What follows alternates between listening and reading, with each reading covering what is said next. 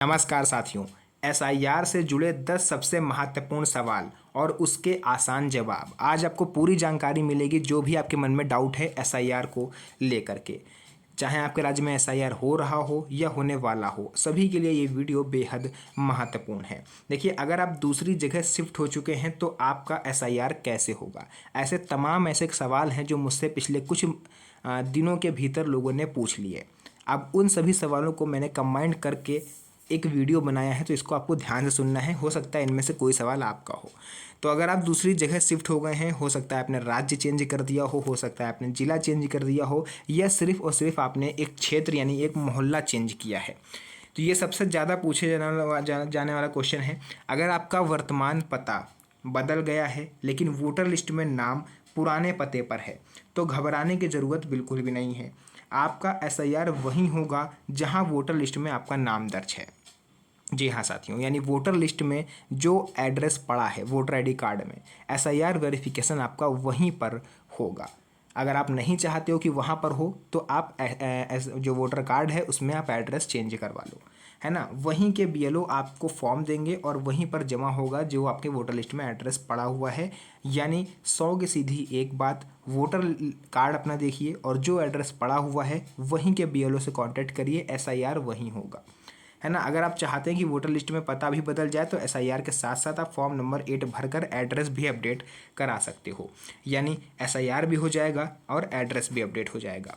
दूसरा क्वेश्चन है, अगर आप दूसरे राज्य या विदेश में रहते हैं तो क्या होगा। काफ़ी सारे लोग हैं जो काम करने किसी दूसरे राज्य गए हुए हैं या विदेश में रहते हैं।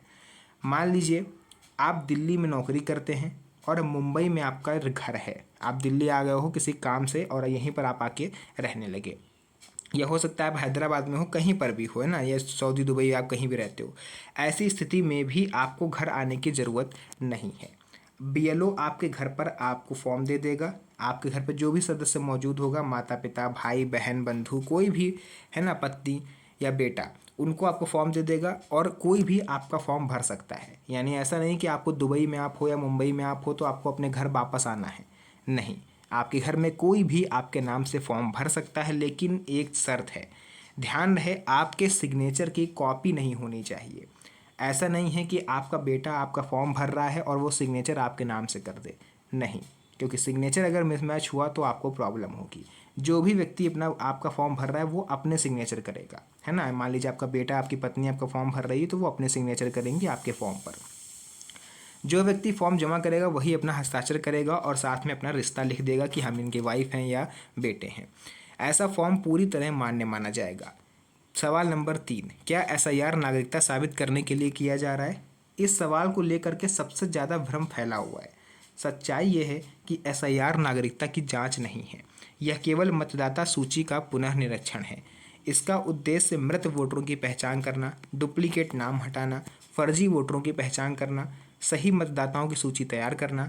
अगर आप सही मतदाता हैं तो आपको घबराने की ज़रूरत नहीं है। सवाल नंबर 4, महिलाओं को कौन सा विवरण देना होगा। देखिए, सबसे ज़्यादा समस्या है शादीशुदा महिलाओं को, और सबसे ज़्यादा यही लोग परेशान हैं कि हम मैके का विवरण दें या ससुराल का विवरण दें।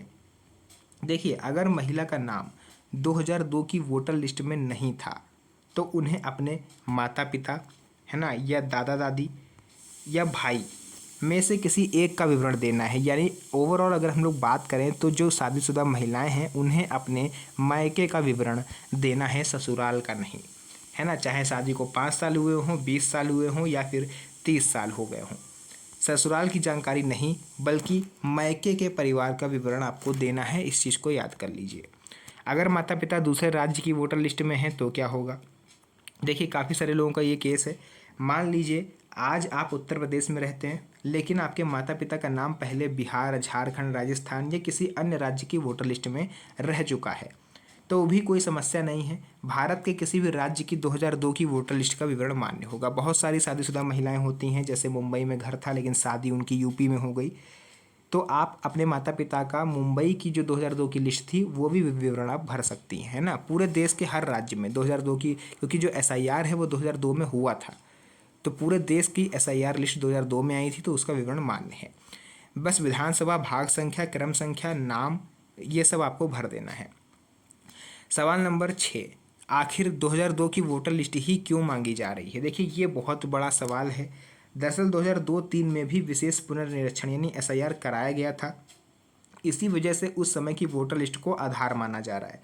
अगर उस सूची में आपका नाम, आपके परिवार में से माता पिता, दादा दादी या किसी का भी नाम दर्ज है तो उसी आधार पर आपसे जानकारी मांगी जा रही है।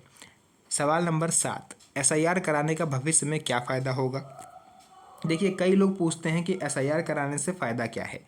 लेकिन देखिए, लगभग 20-22 साल बाद जब फिर से ये पुनर्निरीक्षण होगा, लगभग 2045-2047 जब भी ये एसआईआर फिर से होगा, तब आपके बच्चों से पूछा जा सकता है कि उनके माता पिता या दादा दादी का नाम पिछली एसआईआर सूची में था या नहीं। यानी भविष्य के लिए एक सरकारी रिकॉर्ड तैयार हो जाता है। जिस तरह से इस समय आप परेशान हो कि 2002 का विवरण कहीं से मिल जाए, उस समय आपके बच्चे भी आगे चल के ऐसे परेशान होंगे अगर इस टाइम आप एसआईआर में भाग नहीं लोगे। हालांकि यह नागरिकता प्रमाण नहीं है, लेकिन मतदाता रिकॉर्ड मजबूत होता है। अगर एसआईआर में नाम कट गया तो क्या होगा?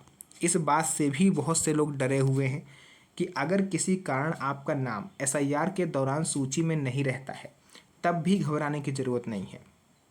आप बाद में फॉर्म नंबर 6 भर के दोबारा अपना नाम जुड़वा सकते हो। यानी नाम हमेशा के लिए ख़त्म नहीं होता। जिन युवाओं का नाम अभी वोटर लिस्ट में नहीं है, वो लोग क्या करें? देखिए, अगर आपकी उम्र 18 वर्ष पूरी हो चुकी है और अभी तक नाम नहीं जुड़ा है, तो आप कभी भी फॉर्म नंबर 6 भर करके अपना नाम वोटर लिस्ट में जुड़वा सकते हो। ऑनलाइन और ऑफलाइन दोनों ही सुविधाएं उपलब्ध हैं। एसआईआर से नए वोटरों का नाम जुड़ने की प्रक्रिया अलग होती है, इसलिए नए वोटरों को घबराने की ज़रूरत नहीं है। सवाल नंबर 10, अगर 2002 की वोटर लिस्ट में माता पिता या दादा दादी का नाम नहीं था तो क्या होगा?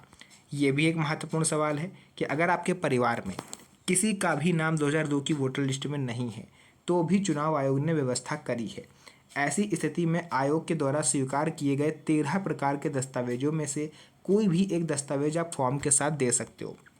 अगर दस्तावेज सही है और जानकारी सही है तो आपका नाम बच जाएगा। और ये 13 प्रकार के दस्तावेजों की लिस्ट आपको सुप्रीम कोर्ट ऑफ इंडिया और इलेक्शन कमीशन ऑफ इंडिया की ऑफिशियल वेबसाइट पर मिल जाएगी। महत्वपूर्ण बातें एक बार फिर से याद रखिएगा, एसआईआर नागरिकता की जांच नहीं है, यह केवल मतदाता सूची का पुनर्निरीक्षण है। दूसरे राज्य या विदेश में रहने वाले भी आसानी से एसआईआर करा सकते हैं। महिलाओं को सिर्फ और सिर्फ मैके की ही जानकारी देनी है। 2002 की वोटर लिस्ट का विवरण बहुत ही महत्वपूर्ण होता है। नाम कटने पर भी बाद में आप फॉर्म नंबर 6 के माध्यम से दोबारा नाम जुड़वा सकते हो। तो साथियों, ये था पूरा अपडेट जो मुझे लगा आप लोग के साथ शेयर करना बेहद ज़रूरी है, क्योंकि काफ़ी सारे लोग एसआईआर से डरे हुए थे, इन तरह तरह के सवाल पूछ रहे थे। अगर आपका इन 10 सवालों के अलावा कोई और सवाल है तो आप कमेंट सेक्शन में ज़रूर बताइएगा, मैं उसका रिप्लाई देने की पूरी कोशिश करूँगा। तो आज के लिए इस वीडियो को यहीं तक रखेंगे, फिर से मुलाकात होगी आप सभी से एक और नई मज़ेदार वीडियो में। तब तक के लिए धन्यवाद। जय हिंद।